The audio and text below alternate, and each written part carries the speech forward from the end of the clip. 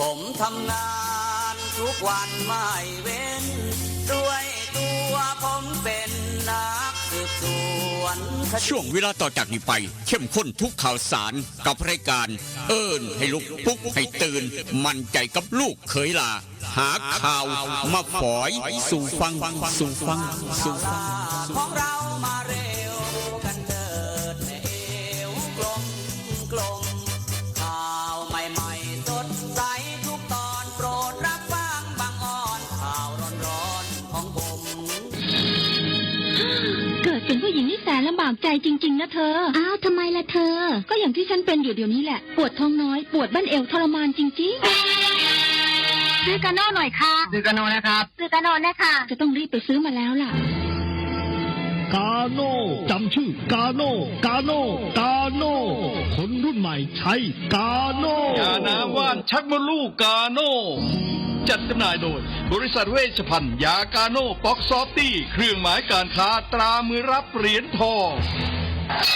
ยกสุดท้ายยาป๊อกกล่องสีเขียวตรามือรับเหรียญทองใช้บรรเทาการปวดเมื่อยตามกล้ามเนื้อเคล็ดขัดยอกยาป๊อกน้ำมันยาป๊อกกล่องสีเขียวตรามือรับเหรียญทองบรรเทาการปวดเมื่อยเคล็ดขัดยอกมีจำหน่ายตามร้านขายยาทั่วไปโรคฤทธิ์ดวงทวารหนักเป็นแล้วทรมานเริ่มต้นจากมีอาการคันบริเวณขอบรูทวารและมีอาการปวดท่วงทวารหนักถ้าปล่อยไว้นานอาจมีแผลเป็นรูปกลีบมะเฟืองและเป็นหน่อคล้ายเดือยไก่มีเลือดไหลซึมถ้าเป็นมากจะถ่ายออกมาเป็นเลือด3 ก๊กมาแล้วยาเม็ดบรรเทาฤทธิ์ดวงทวารหนักตรา3 ก๊กยาเม็ดบรรเทาฤทธิ์ดวงทวารหนัก3 ก๊กราม500ชนิดแคปซูลจัดจำหน่ายโดยบริษัทเวชภัณฑ์ยากาโน่ฟ็อกซอฟตี้จำกัดเครื่องหมายการค้าตรามือรับเหรียญทองกล่องละ350 บาทมีจำหน่ายตามร้านขายยาชั้นนำทั่วไป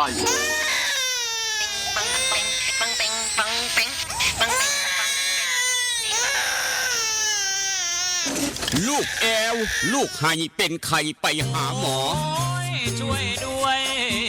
ช่วยหน่อยคุณหมอ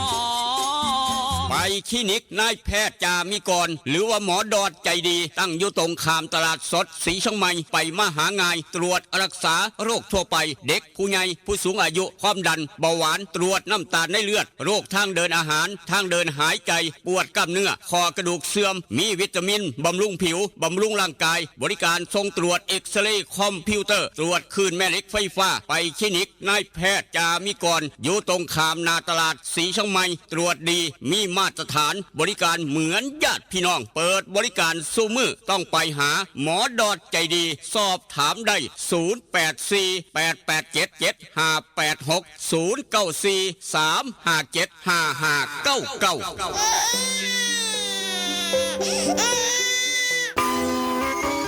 เล่นกันนักมันคืออะไรอะเล่นกันนักก็รักกันแน่นไงครับพี่ตั๊กโหรักกันแน่นแน่นเหมือนอะไรครับพี่เหมือนเหงือกกับฟันรักกันแน่นดีใช่ก็ยาสีฟันสมุนไพรตราหมอจุฬาวันนี้ยิ่งมั่นใจปรับโฉมใหม่แต่รสชาติแน่นเหมือนเดิมด้วยสมุนไพร5 ชนิดให้รักกันแน่นดีแบบนี้เล่นกันนักรักกันแน่นยาสีฟันสมุนไพรตราหมอจุฬาโฉมใหม่เยี่ยมยามถามข่าวว่าเวียกว่างานขอต้อนรับด้วยกาแฟหอมคนละจอ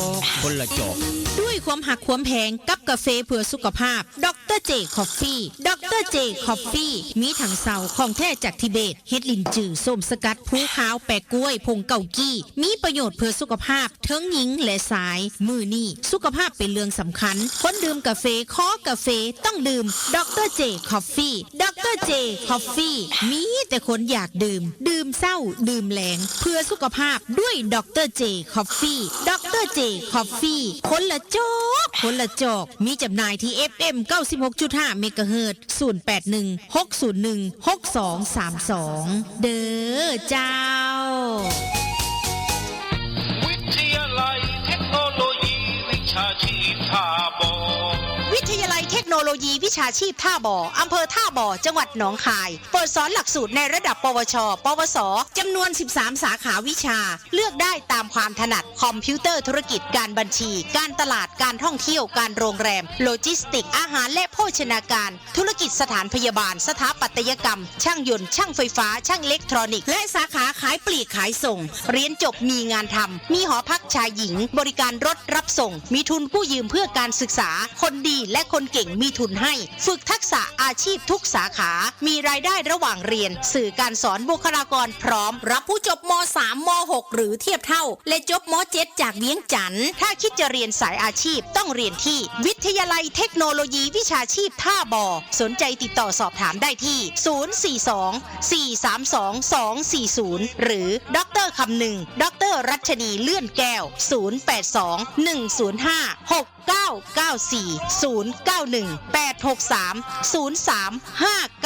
082-105-6994-091-863-0359 สมัครเรียนได้ทุกวันนะคะ เรียนดีมีทักษะพละเก่งเคร่งวัฒนธรรม ออนซอนบ้านคาเฟ่ออนซอนบ้านคาเฟ่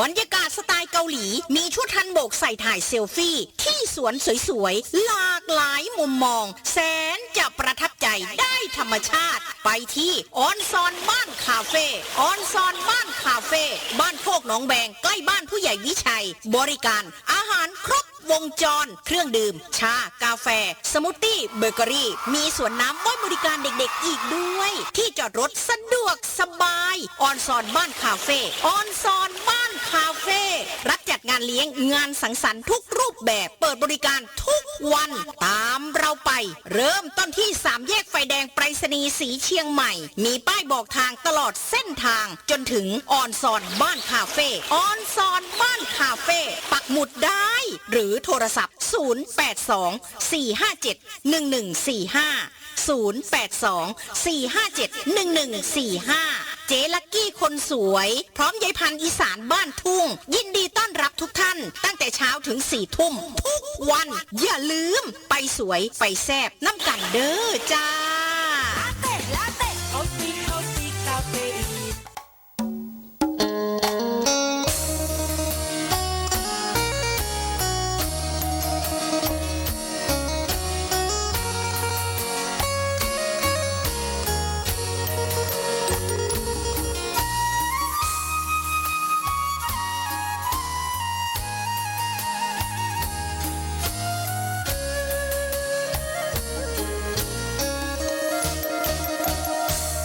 นั่ง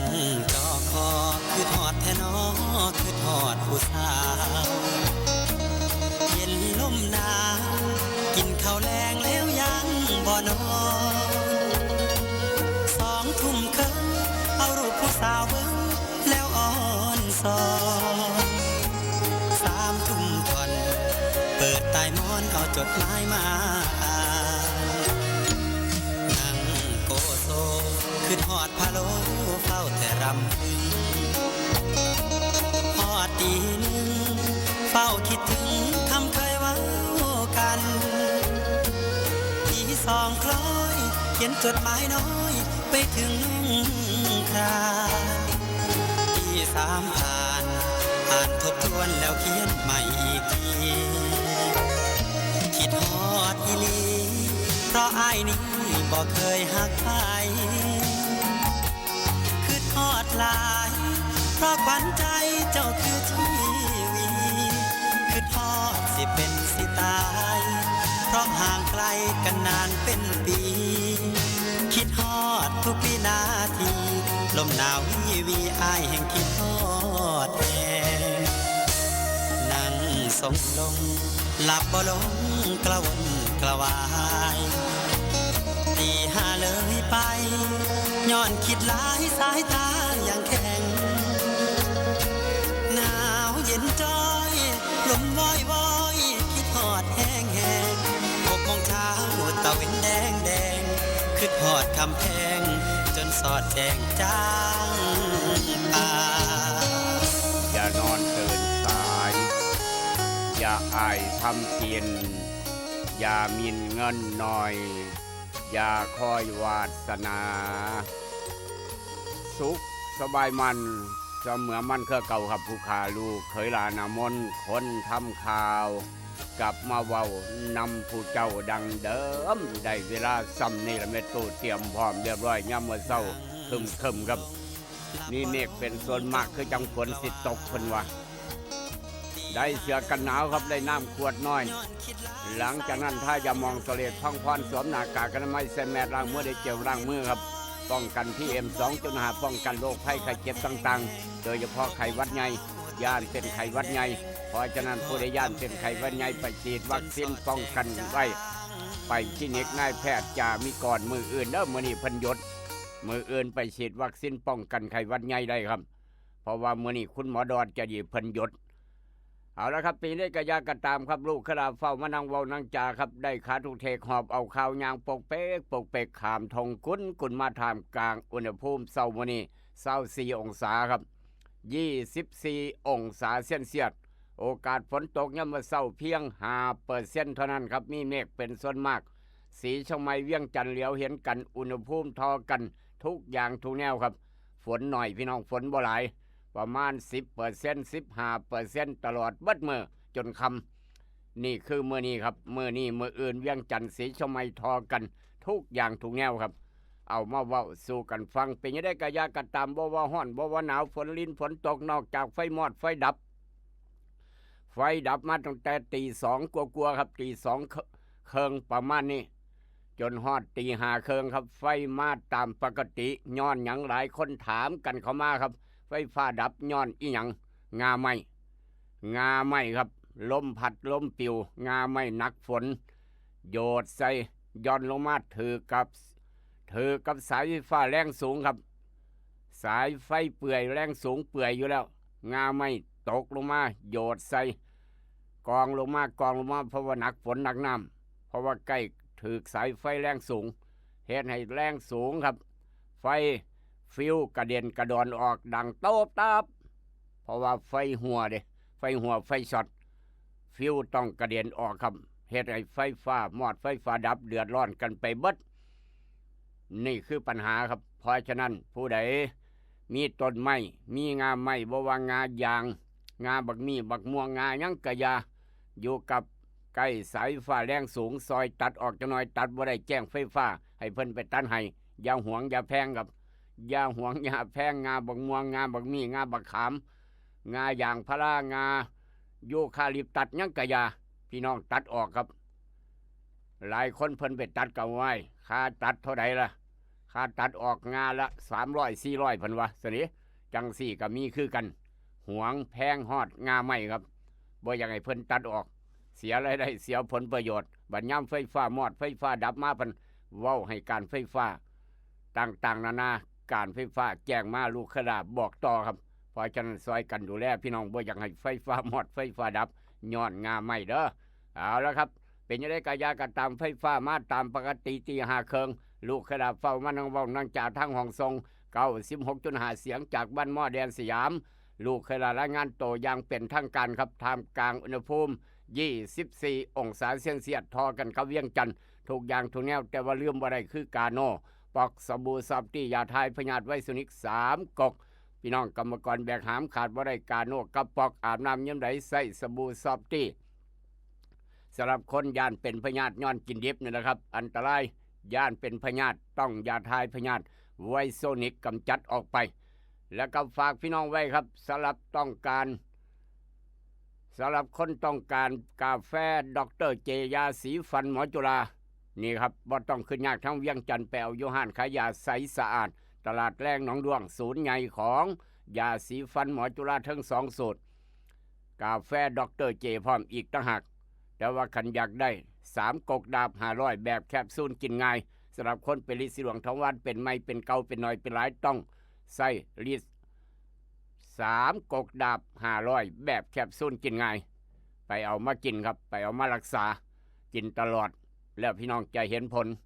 นั่นคือ3กกดาบ500แบบแคปซูลกินง่ายสำหรับคนเป็นฤทธิ์เป็นโรคฤทธิ์สีหลวงทวารอย่ามองข้ามความปลอดภัยครับฝากพี่น้องไว้บัดสุคนกันแล้วกันแต่ว่าอยากได้คำอยากได้ทองจากเสียนพี่น้องหัวจักดีทั้งเวียงจันทร์ ไปเอาอยู่ห้านขายคำแม่กองแพงคำผิวตลาดเสานครหลวงขามมาทางสีชงใหม่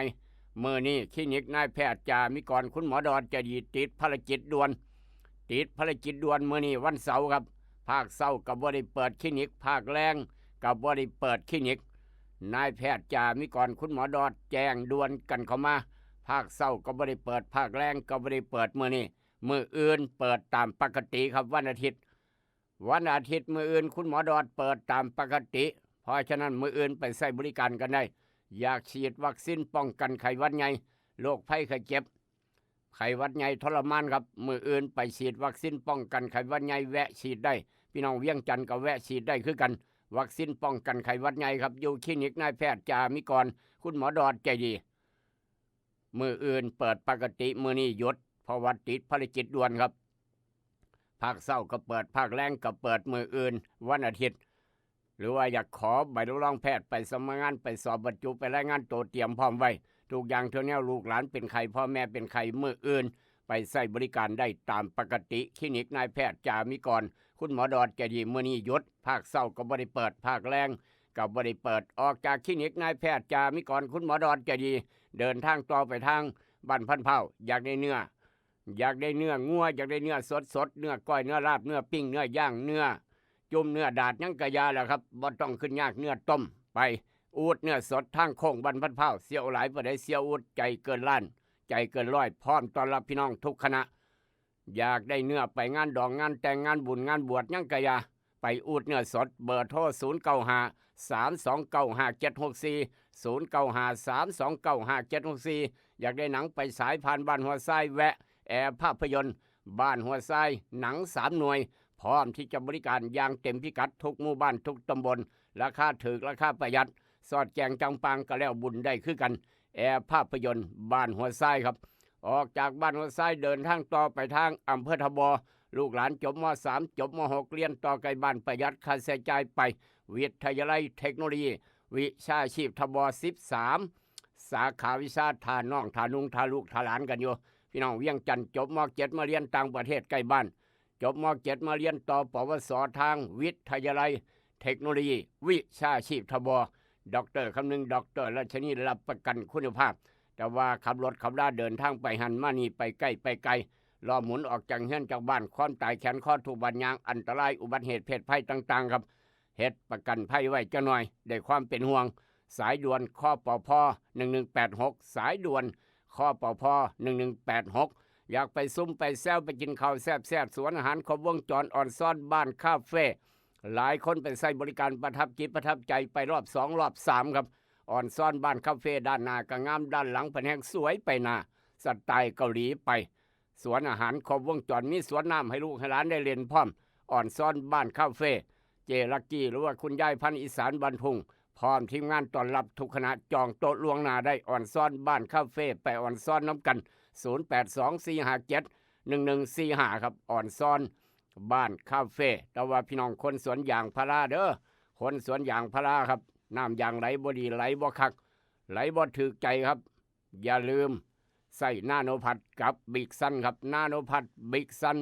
น้ำยางไหลดีนายางบ่ตายนายางบ่แข็งนิ่มจีดง่ายถึกใจคนจีดยางใส่นาโนพัดกับบิ๊กซันครับแต่การเกษตรแต่เอี่ยมเฮงเป็นตัวแทนจำหน่ายทางสีชมัยสังคมร้านสังคมการเกษตรอำเภอบ้านผือลาดวิลิตอย่างพาราอำเภอบ้านผือครับอุณหภูมิเปรียบเทียบสีชมัยเดี๋ยวนี้ครับ24 องศาเซลเซียสเวียงจันทร์ทอกันทุกอย่างทุกแนวโอกาสฝนตก5%ทอกันย่อมมาเศร้าฝนบ่หลายครับไปเที่ยวได้สบายพาลูกพาหลานไปหาเที่ยวได้สบายหาหมองไปบ่ได้วันหยุดกับมาทางแดนมหัศจรรย์ดอนป่าเปื่อยบ้านหมอครับมาทางแดนมหัศจรรย์ดอนป่าเปื่อยบ้านหมออากาศเย็นสบายฝนบ่ตกพร้อมอีกต่างหากนี่คือมื้อนี้บ้านเฮาฝนริมเราปอกแปกประมาณนั้นครับไม่มีฝนวันเสาร์พาลูกพาหลานไปเที่ยวหนองคายเมืองท่องเที่ยวตลอดปี2568ตามนโยบายของทางรัฐบาลไทยแลนด์ครับประเทศที่สวยงามอลังการในการท่องเที่ยวต่างประเทศอยากมาเที่ยวอยากมาเบิงมาประเทศไทยทางหนองคายบ้านเฮากะอย่าลืมครับมาหนองคายต้องมาทางสีชมัยตรงข้ามเวียงจันทร์ นี่คือหนองคายเมืองแห่งการท่องเที่ยวตลอดปี 2568 อย่าลืมแวะมาทางแดนมหัศจรรย์ดอนปลาเปื่อยเมื่อวานพี่น้องทางโพธิ์ตากก็มาเที่ยวประทับจิตประทับใจครับแม่ตู่แม่ตาทางโพธิ์ตากมาล้วนพระบุญสร้างสะพานบุญพร้อมอีกต่างหากทางโพธิ์ตากเพิ่นว่าโอ้ดอนปลาเปื่อยขึ้นซื้อหรือซาดังไปฮอดโพธิ์ตากกังใหญ่เพิ่นเด้อเพิ่นว่าประมาณนั้นขอบุญขอบคุณหลายๆครับผู้ใดก็อยากฮู้จักผู้ใดก็อยากมาเที่ยวแดนมหัศจรรย์ดอนปลาเปื่อยเพราะฉะนั้นมื้อนี้ไม่มีฝนมาเที่ยวได้สะดวกสบายครับไปทางผาตากเสือเดียวนี้ครับผาตากเสือภาคพื้นดิน24 องศาผาตากเสือผาตั้งสังคมยอดผู้ผาตากเสือ22 องศาเซลเซียสโอกาสฝนตกเดี๋ยวนี้ประมาณ 25%ครับฝนก็บ่หลายแต่ว่าก็มีฝนโยลิมมาดอกปอกแปกช่วงบ่ายประมาณ 45%ประมาณนั้นนั่นคือทางผาตากเสือผู้เรือว่าจังไหนครับไปทางผู้เรือจังหน่อยผาตากเสือ22ผู้เรือ23โอกาสฝนตกช่วงบ่ายตั้งแต่4 โมงแรงเป็นต้นไป 5% ถึง 20%ภาคยามมื้อเช้า 10% ตลอดจนฮอดบ่ายครับนั่นคือผู้เรือจังว่าเลยก็เตรียมห่มไปพร้อมก็บ่เสียหลายห่มครับห่มน้อยห่มใหญ่ก็ว่ากันไปนั่นคือทางผู้เรือผาตากเสือเอามาเว้าสู่กันฟังครับแตกต่าง1 องศาความเย็นความหนาวไปทางญี่ปุ่นจังหน่อยผู้ใหญ่ใช้บ้านโคกหนองแวงขออนุญาตไปเที่ยวญี่ปุ่นพักผ่อนหย่อนใจบ่ผู้ใหญ่ใสบ่ได้ไปผู้ใหญ่ใสทางไปเที่ยวเวียงจันทน์เบิ่นว่าขออนุญาตไปเที่ยวเวียงจันทน์จังหน่อยผู้ใหญ่ใสนอกจากนั้นผู้ใหญ่ตุก็อยากไปกับผู้ใหญ่วิชัยท่านกำนันพึกก็อยากไปคือกันก็บ่ว่ากันครับ3ก้อนเสาไปน้ำกัน2รองนายสั่งทดนายสั่งใหญ่คนมักกินอาหารญี่ปุ่นอยากไปเที่ยวญี่ปุ่นอยากเฮ็ดงานญี่ปุ่นก็บ่น้อยบ่หลายชินแล้วผมอากาศแบบนี้สบายทางญี่ปุ่นอยู่ได้สบายนอนหลับกินข้าวแซ่บ18 องศาเซลเซียสนี่คือญี่ปุ่นเช้ามื้อนี้8 โมงกว่าครับข้ามไปทางสวิตเซอร์แลนด์ครับผู้ยิม่วนบ้านฝาง99 ปีบวก8เพิ่นอยากไปเที่ยวสวิตอยู่แล้วเพราะว่าหมากปาล์มราคา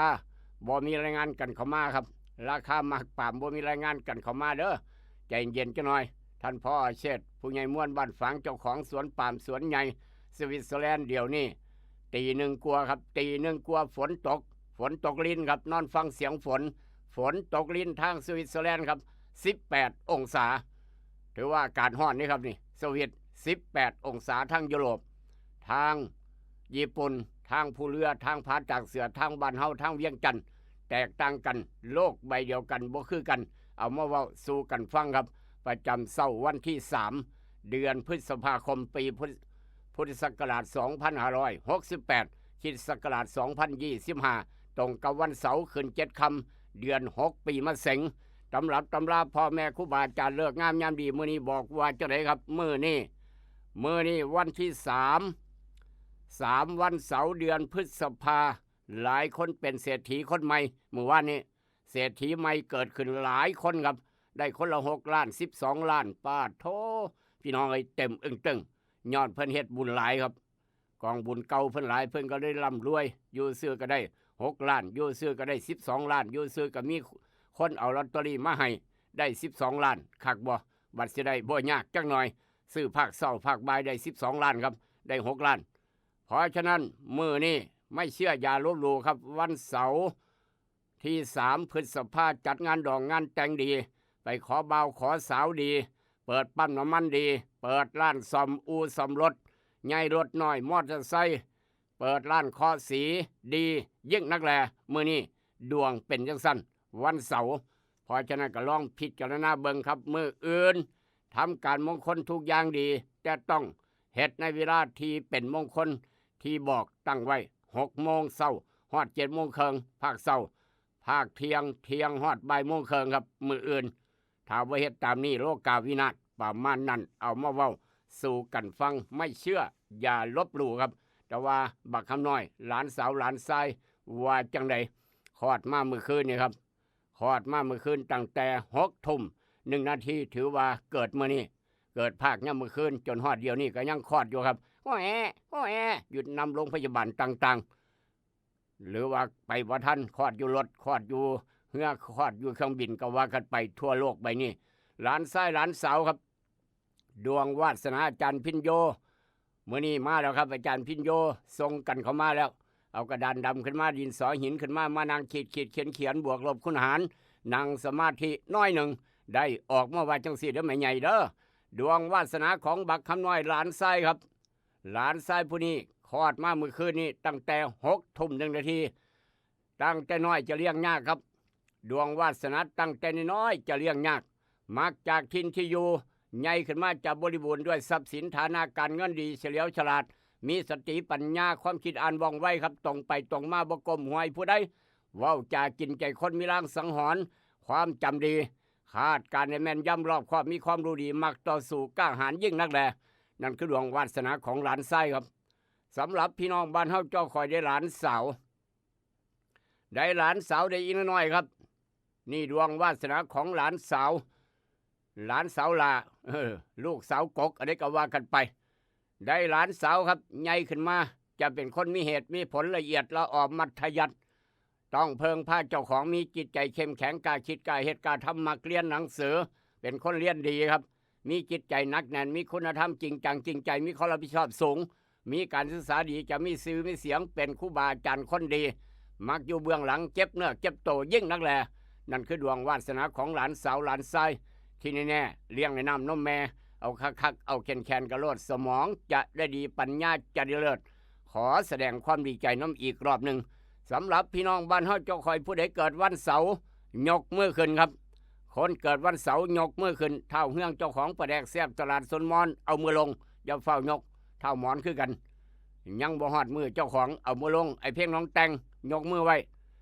แล้วก็เงียบเยียบพี่น้องไอ้เพ่งน้องแตงอย่าเฝ้าเว้าเพราะฉะนั้นคนเกิดวันเสาร์มื้อนี้ครับดวงวาสนาอาจารย์พินโยบอกไว้ว่าจังสี่เด้อไอ้เพ่งน้องแตงเลยไอ้เพ่งน้องแตงเราเกิดวันเสาร์ครับคนเกิดวันเสาร์มื้อนี้พ่อแม่ครูบาอาจารย์บอกไว้ตื่นแต่เช้านึ่งข้าวใส่บาตรผู้ใดนอนตื่นสวยเทวดาเพิ่นจมไอ้เพ่งหน้าเสียวเอามือลงได้เพราะว่าบ่ได้เกิดวันเสาร์ไอ้เพ่งหน้าเสียวคนเกิดวันเสาร์มื้อนี้การเว้าการจาไอ้เพ่งน้องแตงฟังไว้การเว้าการจาที่ตรงไปตรงมาเฮ็ดให้สามารถแก้ไขปัญหาเกี่ยวกับการงานให้ดีขึ้นต้องเว้าตรงๆอย่าอ้อมค้อมยัดตัวครับลาภผลที่ได้มาถูกแบ่งถูกเบียดเบียนได้บ่เต็มเม็ดเต็มหน่วยข่าวลือด้านความลักวุ่นเริ่มเบาบางลงความข้างแช่งใจถือขจัดออกไปจนเบิดจนสิ้นมีโชคด้านอาหารการกินครับไปหมดเลยได้กินเบิดพี่น้องให้การต้อนรับมื้อเนี่ยมีโชคด้านอาหารการกินมีงานใหม่ๆมีลูกค้าไหลเข้าการเงินหมุนเวียนดีจะได้ศึกษาวิชาแปลกๆที่เฮ็ดไว้แต่ก่อนจะเกิดเป็นเรื่องขึ้นมาเพราะฉะนั้นต้องไปทำบุญตักบาตรถวายสังฆทานมาหาหมไปมองไปบ่ได้กับมาทางดอนปลาเปื่อยบ้านหมอก็ยังได้บุญได้กุศลนำกันต่อสะพานบุญต่ออายุนำกันสร้างลานธรรมหลวงพ่อพระไสยหลวงพ่อองค์เตอร์นำกันทางดอนปลาเปื่อยนี่คือดวงวาสนาคนเกิดวันเสาร์พ่อแม่ครูบาอาจารย์เพิ่นบอกไว้ลูกเคยลาบอกต่อครับเสื้อบ่เสื้อเป็นอีกเรื่องหนึ่งด้วยความหักความแพงกับกาโนปอกสบู่ซอฟตี้ยาทายพยาธิไวซินิก3กกยาสีฟันหมอจุฬากาแฟดรเจคลินิกนายแพทย์จามิกรคุณหมอดอดใจดีอยู่ฝั่งตรงข้ามตลาดเศร้าตลาดสดสีเชียงใหม่เมื่อนี้คุณหมอติดภารกิจด่วนบ่ได้เปิดมื้ออื่นเปิดปกติครับแจ้งให้ทราบนักกันวันนี้ในอดีตย้อนไปเมื่อปีพุทธศักราช 2534 หลายคนเกิดแล้วหนุ่มน้อยกระดันดำมวยศอกก็เกิดแล้วครับ3 พฤษภาคม 2534 ในปีนั้นผู้หญิงม่วนบ้านฝางก็เกิดแล้วรอบปัจจุบันเกี่ยวกับนักข่าวเกี่ยวกับผู้สื่อข่าวครับเกี่ยวกับผู้สื่อข่าว3 พฤษภาคม 2534 องค์การยูเนสโกครับองค์การยูเนสโกได้เสนอให้สมัชชาใหญ่แห่งองค์การสหประชาชาติหรือว่า UN ประกาศให้วันที่3 พฤษภาคมก็คือมื้อนี้ของทุกปีเป็นวันเสรีภาพสื่อมวลชนโลกครับ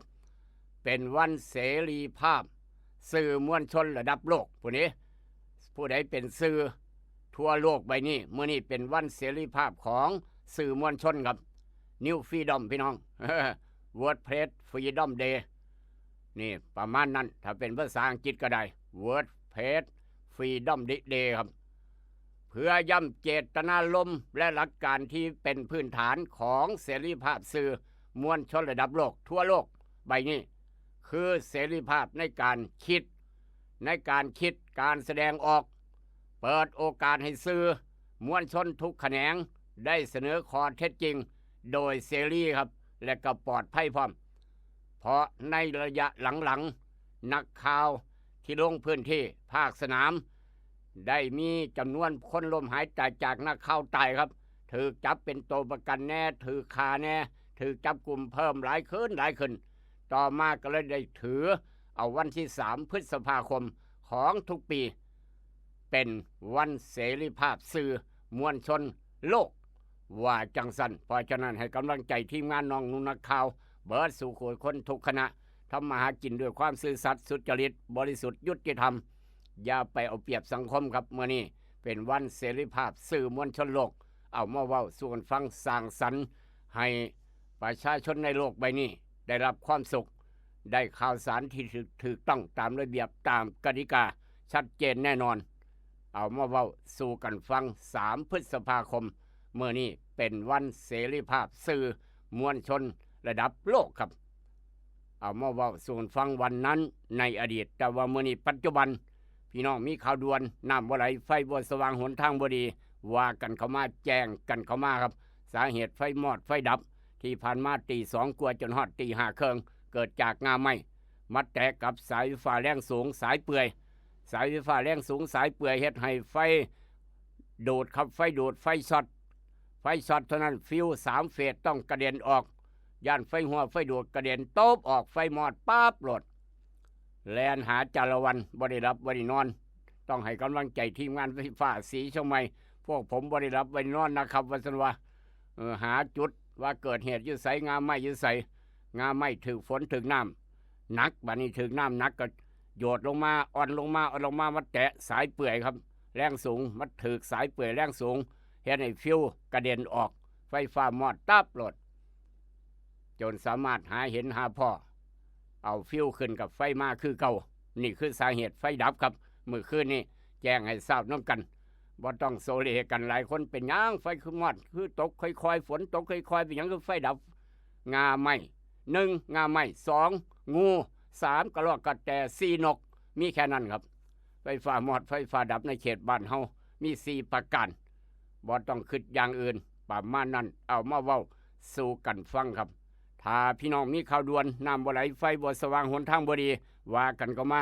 0816016232ครับเอาละครับขออนุญาตเดินทางต่อขอบคุณขอบคุณยาพ่อผู้ใหญ่บ้านยาแม่กำนันครูบาอาจารย์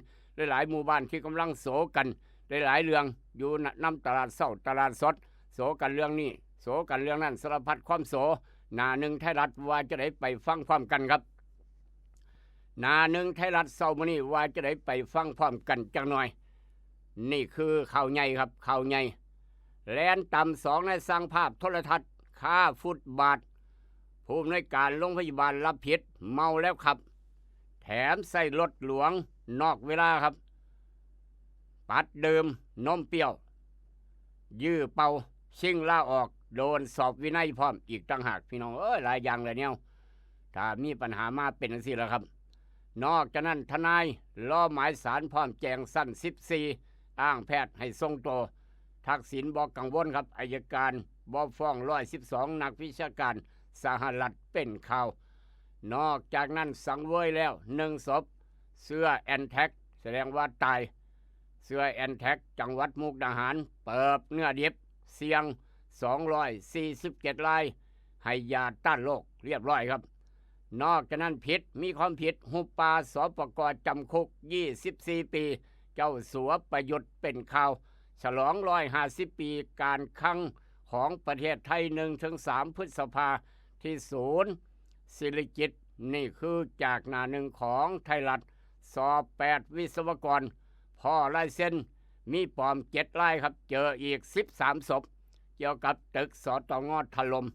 นี่คือหน้าหนึ่งของไทยรัฐเช้ามื้อนี้ครับว่าจังสันมาดวนไทยรัฐครับดวนไทยรัฐเข้ามาว่าจะนี่แน่ ด่วนไทยรัฐเข้ามาครับจับเรียบร้อยมือดึกก้อนปูน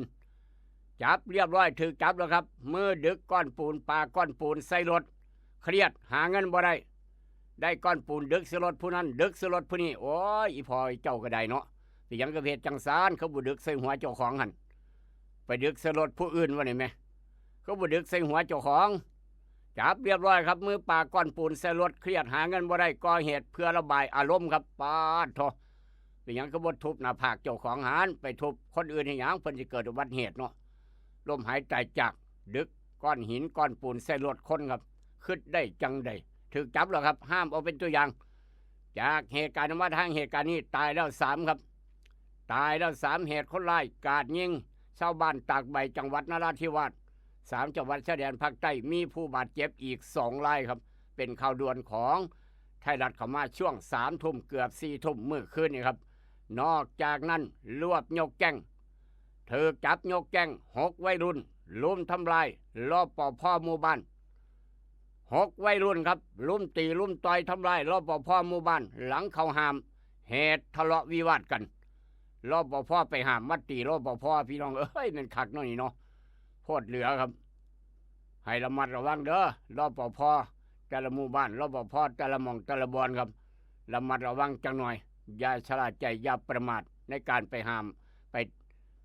ไปเห็นคนตีกันเขาไปห้ามนี่ครับย่านเจอลูกหลงสะดวกว่า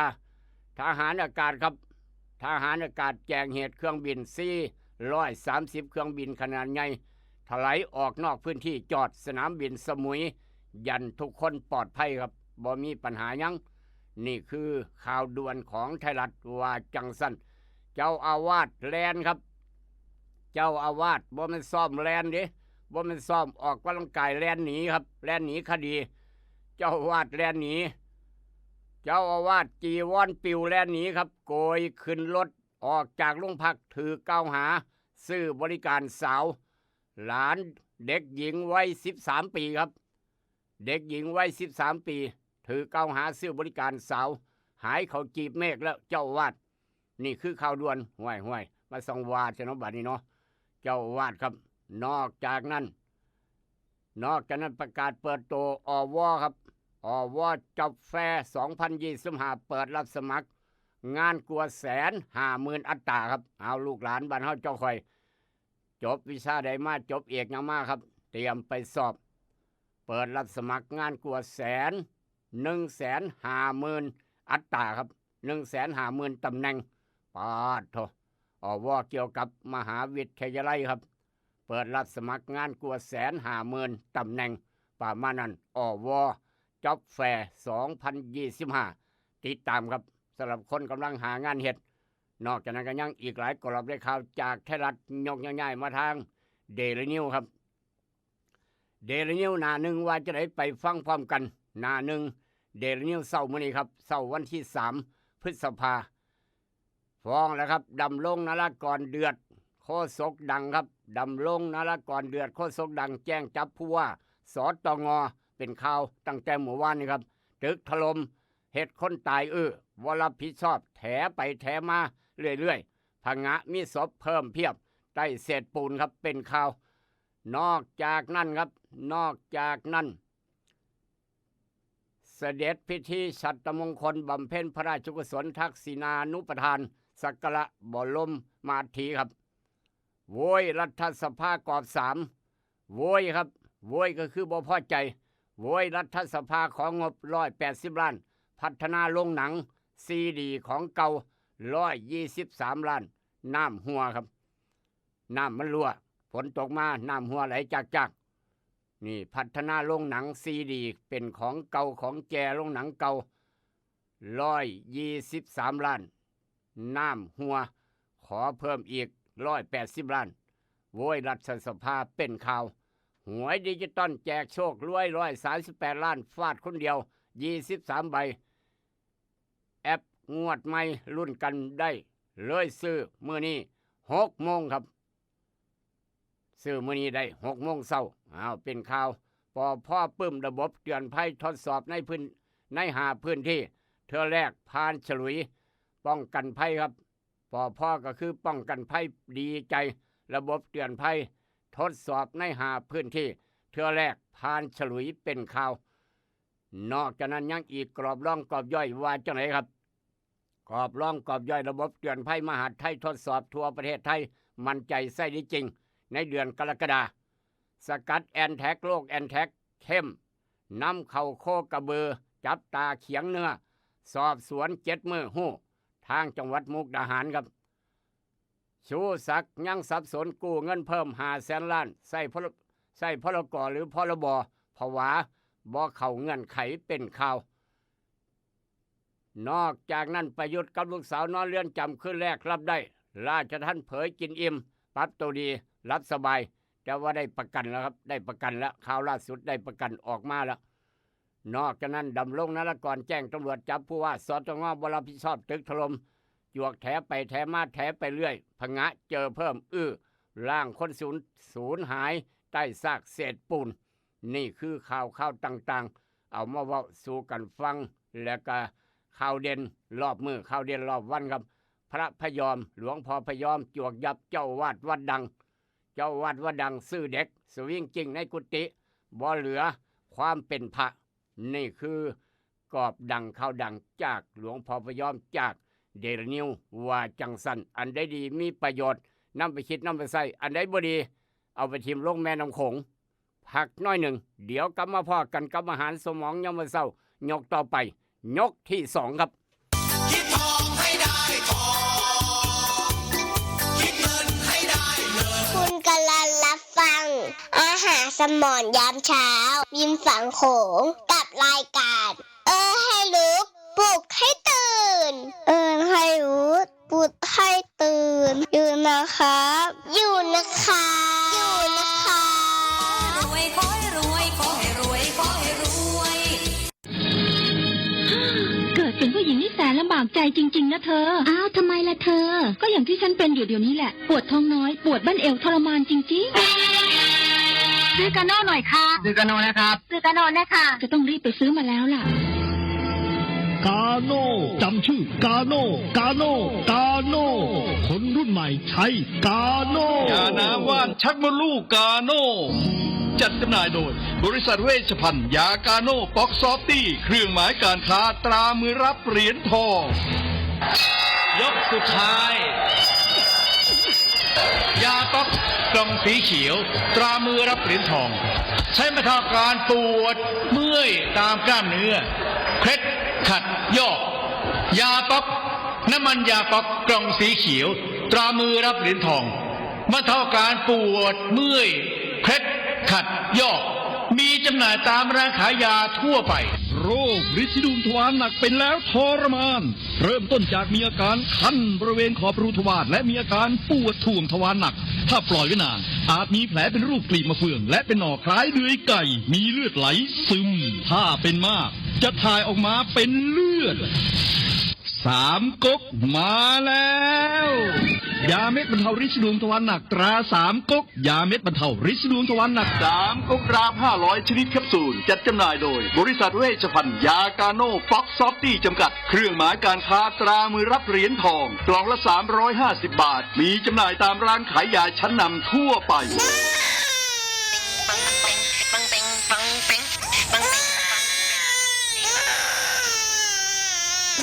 ลูกแอวลูกไห้เป็นไข่ไปหาหมอ ช่วยด้วยช่วยหน่อยคุณหมอ ไปคลินิกนายแพทย์จามิกรหรือว่าหมอดอดใจดีตั้งอยู่ตรงขามตลาดสดสีเชียงใหม่ไปมาหางายตรวจรักษาโรคทั่วไปเด็กผู้ใหญ่ผู้สูงอายุความดันเบาหวานตรวจน้ำตาลในเลือดโรคทางเดินอาหารทางเดินหายใจปวดกล้ามเนื้อคอกระดูกเสื่อมมีวิตามินบำรุงผิวบำรุงร่างกายบริการส่งตรวจเอ็กซเรย์คอมพิวเตอร์ตรวจคลื่นแม่เหล็กไฟฟ้าไปคลินิกนายแพทย์จามิกรอยู่ตรงขามนาตลาดสีเชียงใหม่ตรวจดีมีมาตรฐานบริการเหมือนญาติพี่น้องเปิดบริการสู้มือต้องไปหาหมอดอดใจดีสอบถามได้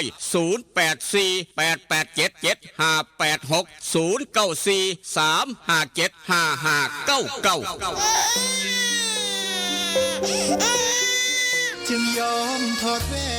นที่แม่ เคยสวมนิ้วให้ มั่นแฟนด้วยแหวนแม่เพราะเป็นคำแท้ๆ100%มีใบหับประกันจากห้านกล่องแพงคำผิวนครหลวงเวียงจันทร์ แม่นแล้วคันได้ค้ำจากห้านขายค้ำกล่องแพงค้ำผิวบว่าสร้อยข้อค้ำสร้อยแขนแหวนตุ้มหูหูประพันธ์ถูกสนิทลวดลายงามหลากหลายทุกทานมั่นใจ100%อยู่ตลาดเศร้าม2สั้น2ห้อง36หน้าลิฟห้านขายค้ำกล่องแพงค้ำผิวห้านขายค้ำกล่องแพงค้ำผิวยังหับซื้อขายแลกเปลี่ยนค้ำได้ราคาสูงทึกใจนอกจากนั้นยังหับออกแบบค้ำตีค้ำตามแบบตามสั่งที่ลูกค้าต้องการห้านขายค้ำกล่องแพงค้ำผิวมีเครื่องกวดเซ็กค้ำที่มาตรฐานค้ำทุกเส้นจึงผ่านการกวดสอบลูกค้ามั่นใจอยากได้ค้ำแลกเปลี่ยนค้ำไปห้านกล่องแพงค้ำผิวแล้วจะบ่ผิดหวังอยู่ตลาดเศร้าม2สั้น2ห้อง36หน้าลิฟเห็นง่ายสอบถามปรึกษาได้0212146555509012พอกล่องแพงแม่ค้ำผิวหับห้องคุณภาพกับค้ำทุกเส้นเด้อเจ้า เพื่อนแท้ชาวสวนยางมาแล้วนาโนพลัสยาทาหน้ายางสูตร2พลังที่1ทำให้หน้ายางนิ่มหน้ายางไม่ดำไม่ตายนึ่งพลังที่2ทำให้น้ำยางออกเยอะออกหลายมีดน้ำยางน้ำหนักดีนาโนพลัสขนาด1ลิตรทาต้นยางได้มากกว่า 2,000 ต้นนาโนพลัสเหมาะสำหรับยางอายุ 10-18 ปีสำหรับยางใหญ่อายุมากกว่า18 ปีใช้บิ๊กซันระวังของปลอมและของเรียนแบบของแท้ต้องชื่อนาโนพลัสของแท้ต้องมีตราสวัสดี1998นาโนพลัสและบิ๊กซันหาซื้อได้ที่ร้านวิลิตยางพาราอำเภอบ้านผือจังหวัดอุดรธานีร้านสังคมการเกษตรอำเภอสังคมจังหวัดหนองคายและร้านเคมีเกษตรชั้นนำใกล้บ้านท่านสูตรเด็ดนาโนพลัสใช้แล้วน้ำยางเยอะน้ำยางน้ำหนักดีโอ้ยเจ็บท้องแปลกๆไปหาหมอบอบ่เป็นหยังเดี๋ยวกะเศร้ารถพยาบาลเนาะบ่ต้องเดี๋ยวกะเศร้าตกบันไดจังสิไปโรงพยาบาลเถอะบ่เอาดอกบ่อยากเสียเงินโอ้ยถ้าสิกังวลเรื่องรักษาขนาดนี้เหตุประกันภัยสุขภาพดีกว่าบ่ครับเพราะอุบัติเหตุหรือการเจ็บป่วยอาจเกิดขึ้นได้ตลอดเวลาสำนักงานข้อปพ.ได้ปรับปรุงแบบประกันภัยสุขภาพใหม่ให้สามารถวิเคราะห์เปรียบเทียบก่อนตัดสินใจซื้อได้ง่ายขึ้นโดยกำหนดคำนิยามใหม่ให้ครอบคลุมวิวัฒนาการทางการแพทย์ปัจจุบันกำหนดผลประโยชน์กรณีผู้ป่วยในออกเป็น13หมวดกำหนดเงื่อนไขการต่ออายุกรณีครบรอบปีกรมธรรม์ขั้นต่ำได้ฮอดอายุ69ปีกำหนดเงื่อนไขให้บริษัทรับรองการต่ออายุสัญญากรณีครบรอบปีกรมธรรม์กำหนดหลักเกณฑ์การมีส่วนร่วมจ่ายและการให้ส่วนลดเบี้ยประกันภัยเพื่อให้เกิดความเหมาะสมและเป็นธรรมกับผู้เอาประกันภัยทุกคนคุ้มครองผลประโยชน์ในการรักษาพยาบาลทั้งผลประโยชน์ชดเชยสำหรับผู้ป่วยในและผู้ป่วยนอกพร้อมผลประโยชน์เพิ่มเติมอื่นโอเคคอยสิเฮ็ดแน่นอนแต่ตอนนี้รถพยาบาลให้ก่อนเด้ออุ่นใจเรื่องค่ารักษาพยาบาลด้วยประกันภัยสุขภาพสอบถามข้อมูลเพิ่มเติมได้ที่บริษัทประกันภัยที่ท่านว่างใจหรือสายด่วนข้อปพ1186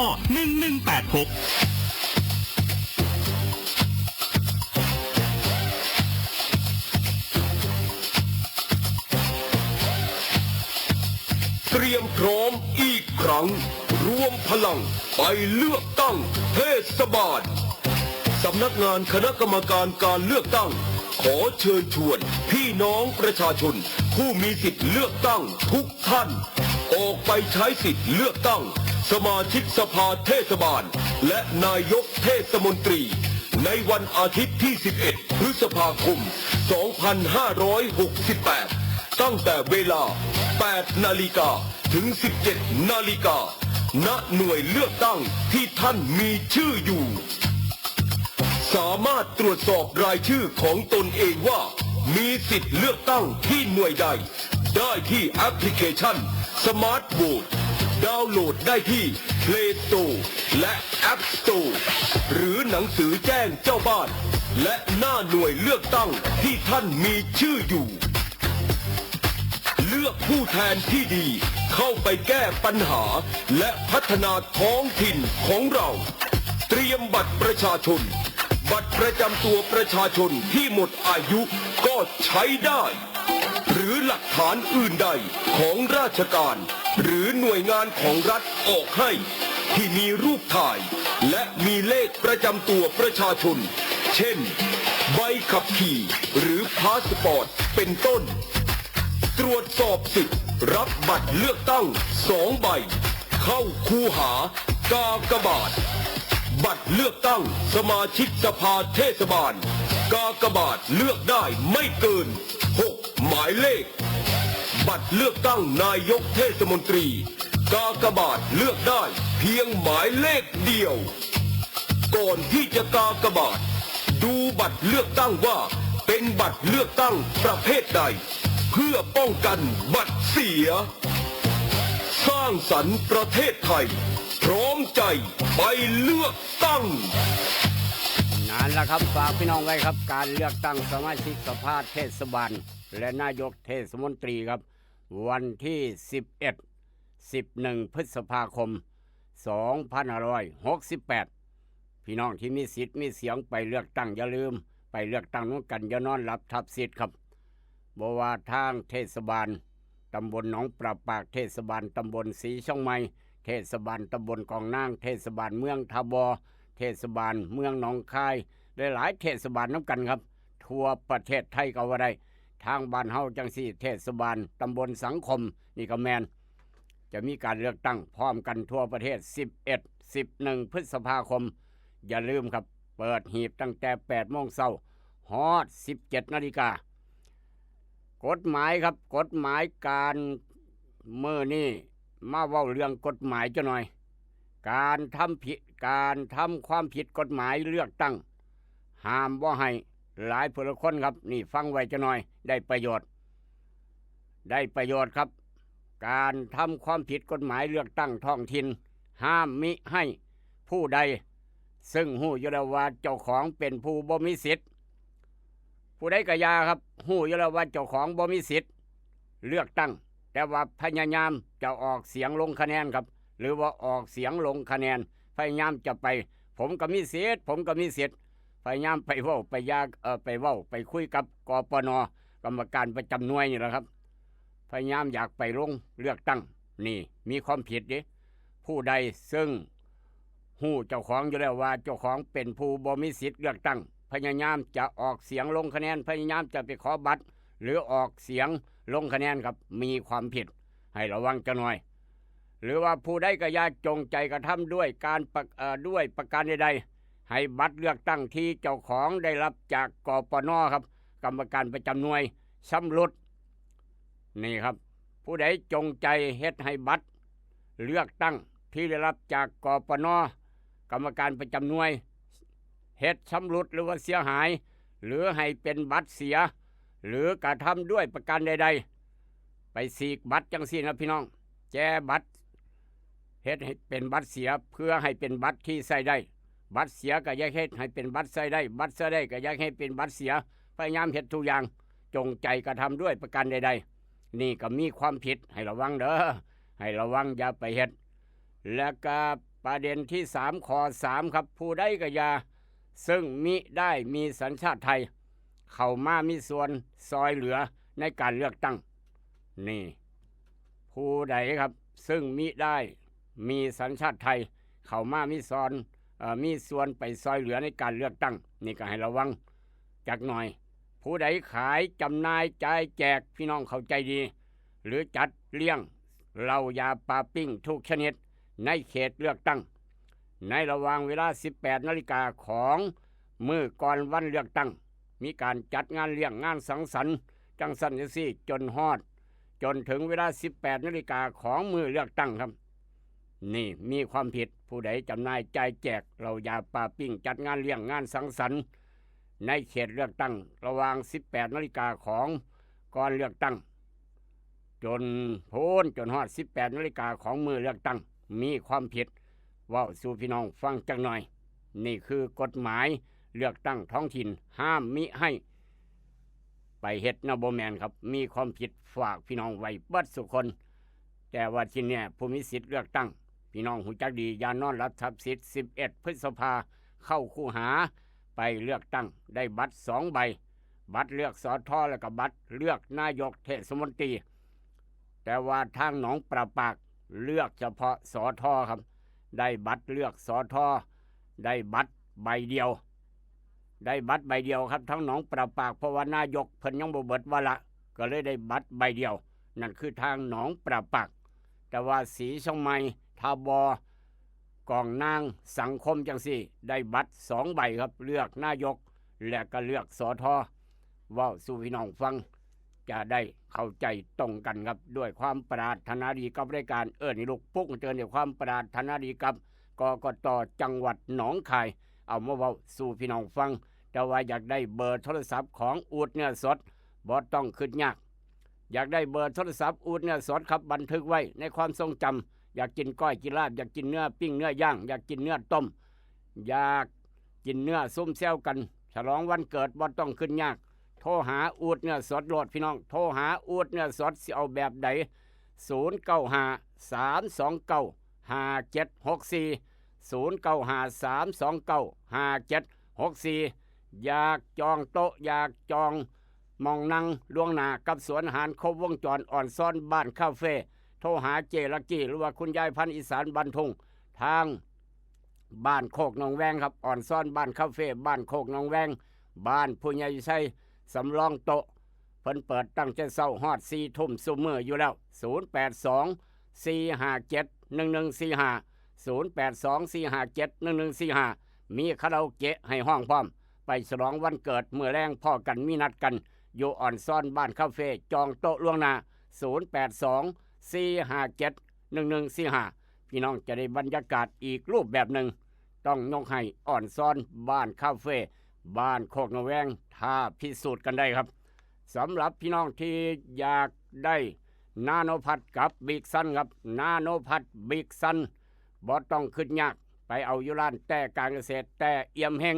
ทางสีชมัยสังคมร้านสังคมการเกษตรอำเภอบ้านผือร้านวิลิตย่างพระอำเภอบ้านผือนาโนพัดบิ๊กซันคนสวนยางหูจักดียาท่านายางสูตร2 พลังครับเฮ็ดให้นายางนิ่มจีดง่ายนายางบ่ดำบ่ตายนี่คือนาโนพัดคุณสมบัตินาโนพัดกับบิ๊กซันครับนาโนพัดใส่กับสวนยางบ่เกิน18 ปีบิ๊กซันใส่กับสวนยางปลูกมาโดนใส่เกิน18 ปีใส่นาโนพัดบิ๊กซันและกระทางอบต.สายบ้านดอนขนุนอย่าลืมใส่นาโนพัดกับบิ๊กซันก็แล้วกันมาเอาอยู่ร้านแต่การเกษตรแต่เอี่ยมเฮงพี่น้องคนสวนยางผู้ใดก็รู้จักเบิดสุคนแต่การเกษตรแต่เอี่ยมเฮงทางสีช่องใหม่ครับอย่างนี้แล้วก็บอกต่อกันไปขับรถเขาลาเดินทางไปหันมื้อนี้ไปเวียกไปการไปงานไปหัวไปสวนไปงานบุญงานการกุศลต่างๆขับรถบ่ว่าเนื้อหุ่มเล็กหุ่มเนื้ออันตรายคักเมาแล้วอย่าขับแล้วอย่าเมาไปเฮ็ดประกันภัยไว้200 บาทต่อปีประกันภัยอุบัติเหตุค่าคุ้มครองค่าดูแล 100,000 บาทครับ 100,000 บาท200 บาทต่อปีไปเฮ็ดได้อยู่ไปรษณีย์ใกล้บ้านของพี่น้องก็ได้ธนาคารออมสินธนาคารกรุงไทยหรือว่าเคาน์เตอร์สวิตต่างๆได้เฮ็ดประกันภัยเพื่อสุขภาพไปสอบไปถามได้ครับทุกบริษัทของการเฮ็ดประกันภัยรถป้ายวงกลมเบิดระบออย่าลืมต่อป้ายทะเบียนรถป้ายวงกลมป้ายพรบต่างๆอย่าให้เบิดด้วยความเป็นห่วงกับสายด่วนข้อปพ1186มีปัญหาด้านการประกันภัยโทรปรึกษาได้สายด่วนข้อปพ1186เอาละครับพาพี่น้องไปเอาบุญนับกันบุญตะละกองบุญกองใหญ่ครับมื้อวานนี้พี่น้องมื้อวานนี้ครับด้วยความเมตตาของท่านพระอาจารย์บริเรียนพระครูประภัสสรธรรมโสภิตพระครูประภัสสรธรรมโสภิตหรือว่าท่านพระอาจารย์บริเรียนวัดป่าภูกระแตมื้อวานนี้ครับมื้อวานนี้ท่านพระอาจารย์พ่อแม่ครูบาอาจารย์ครับพี่น้องบ้านโคกบุญสนองเป็นคนมีบุญอยู่ใกล้วัดพ่อแม่ครูบาอาจารย์ครับมื้อวานท่านพระอาจารย์บริเรียนพระครูประภัสสรธรรมโสภิตได้เอาปัจจัยมารวมสร้างลานธรรมะมารวมสร้างลานธรรมหลวงพ่อพระไสยหลวงพ่อองค์เตอร์เป็นปัจจัย 4,000 บาทครับเป็นปัจจัย 4,000 บาทท่านพระอาจารย์บริเรียนพระครูประภัสสรธรรมโสภิตมารวมสร้างลานธรรมหลวงพ่อพระไสยหาโอกาสยากนี่ครับจะได้เขียนลายสื่อติดไว้อยู่หม่องลานธรรมให้พี่น้องได้รู้จักพร้อมใส่งบประมาณ 70,000 บาทครับ 70,000 บาทให้แล้วเสร็จนายสั่งทดประเมินว่าจังซั่น กว้างความยาว36 ตารางเมตรสามารถไปนั่งทำจิตภาวนานั่งสมาธิได้อยู่ลานธรรมหลวงพ่อองค์เตอร์หลวงพ่อพระไสยอยู่ในดอนป่าเปื่อยต้นเปื่อย3 ต้นขนาดใหญ่ต้นเปื่อย3 ต้นขนาดใหญ่ครับพระพุทธพระธรรมพระสงฆ์ต้นเปื่อย3 ต้นพระพุทธพระธรรมพระสงฆ์เป็นลานธรรมด้านล่างบ่ต้องมุงหลังคาครับเพราะว่ามีต้นเปื่อยคุ้มอยู่แล้วต้นเปื่อย3 ต้นคุ้มอยู่แล้วบ่ต้องมุงหลังคายากเย็นสบายยุงกับบ่กัด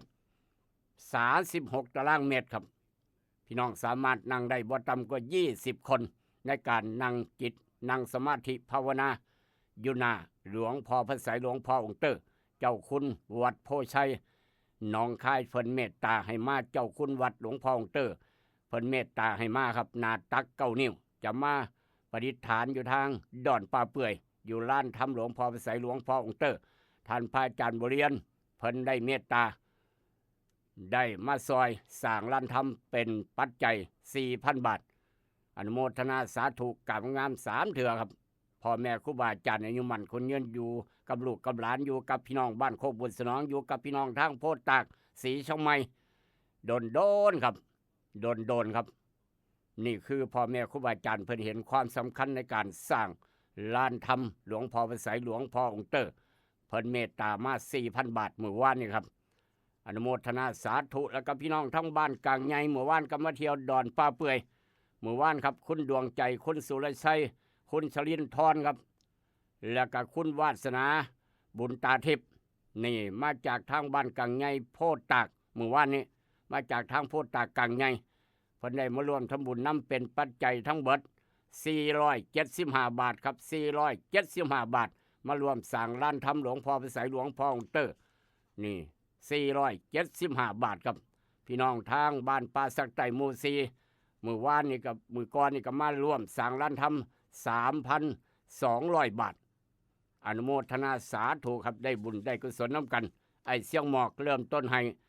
20,000 บาทครับไอ้เสียงหมอกครอบครัวคนใจบุญไอ้เสียงหมอกเริ่มต้นให้ 20,000 บาทท่านพระอาจารย์บริเรียน 4,000 แล้วก็พี่น้องบ้านป่าสักใต้พี่น้องทยอยกันมามือละ100 200มือละ300ครับครบ 70,000 เมื่อใดจะเริ่มสร้างทันทีให้พี่น้องได้เห็นได้ใช้ประโยชน์เป็นของส่วนรวมเป็นของพี่น้องทั่วประเทศไทยเป็นของพี่น้องทั้งจังหวัดหนองคายหลั่งไหลกันเข้ามาครับได้บุญได้กุศลน้ำกันนี่คืองานบุญงานการกุศลอีกกองหนึ่งพี่น้องมีโอกาสถือว่าบุญหลายเด้อเมตตุเอ้ยได้สร้างมองเพิ่นมองหลวงพ่อพระไสยหลวงพ่อองค์เตอร์เพิ่นได้อยู่น้ำกันเพิ่นได้เป็นที่ฐานอยู่น้ำกันครับมองเดียวกันอยู่น้ำกันพี่น้องมาดอนป่าเปื่อยได้กราบเทิงหลวงพ่อพระไสยได้เทิงกราบหลวงพ่อองค์เตอร์ครับนี่คือบุญกุศลกองใหญ่เฝ้ามาเฮ็ดเต็มแล้วเต็มเลยแจ้งให้ทราบน้ำกันโดยความประดาถนาดีกับรายการเอิ้นให้ลุกปลุกให้ตื่นอยู่ใต้ห่มไม้ห่มเปื่อย3 ต้น3 ต้นเป็นเหตุบังเอิญครับ